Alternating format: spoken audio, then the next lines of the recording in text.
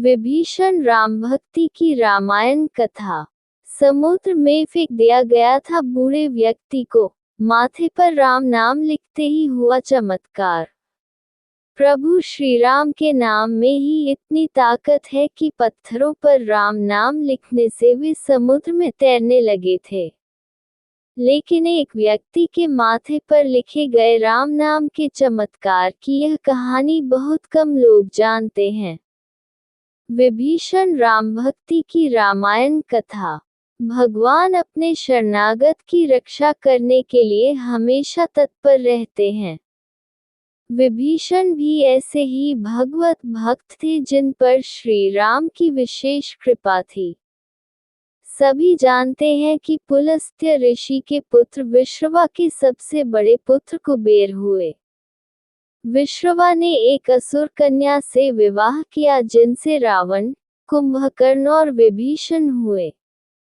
तीनों ने घोर तप किया तो ब्रह्मा जी ने प्रकट होकर वर मांगने को कहा। रावण ने त्रैलोक्य विजयी, कुंभकर्ण ने 6 माह की नींद मांगी लेकिन विभीषण ने भगवत भक्ति मांगी।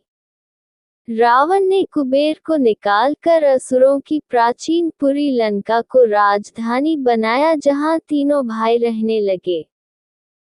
इसके बाद की कथा सबको पता है कि दंडकारण्य से रावण ने सीता माता को चुराया और हनुमान जी पता लगाने लंका गए तो विभीषण से भेंट हुई।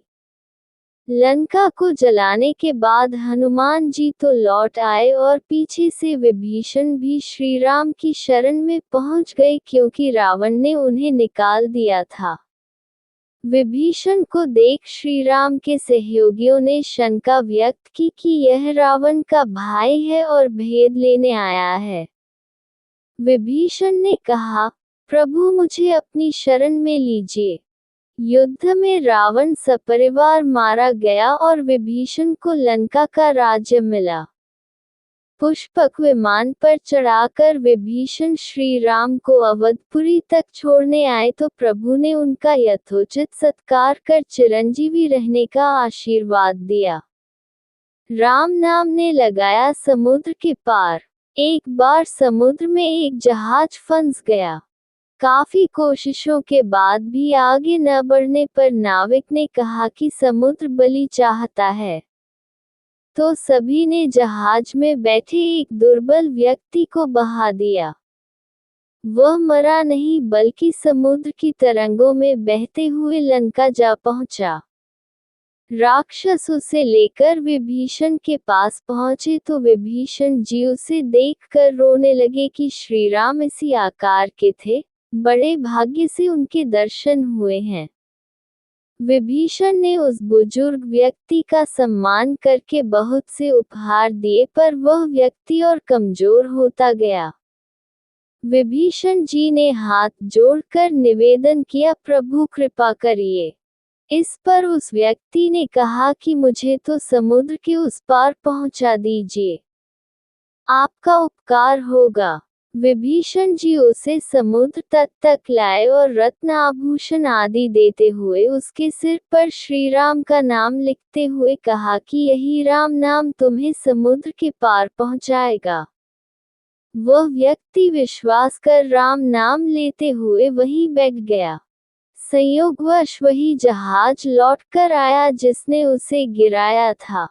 जहाज में सवार लोगों ने उसे पहचान लिया तो उसने पूरा किस्सा बताया। लोगों ने अनुनय विनय करके उस व्यक्ति को जहाज में बैठा लिया और जब नाविकों ने उसके रत्न आभूषण छीनना चाहा तो वह समुद्र में कूद पड़ा। लेकिन इसके बाद जो चमत्कार हुआ, उसे देखकर सब हैरान रह गए। वह व्यक्ति जमीन की तरह चलते हुए समुद्र पार करने लगा। समुद्र का जल तो उसके पैरों को छू भी नहीं रहा था। पूछने पर उसने विभीषण जी के राम नाम मंत्र की महिमा बताई। तो सारे लोग राम नाम का सुमिरन करने लगे। जय श्री राम।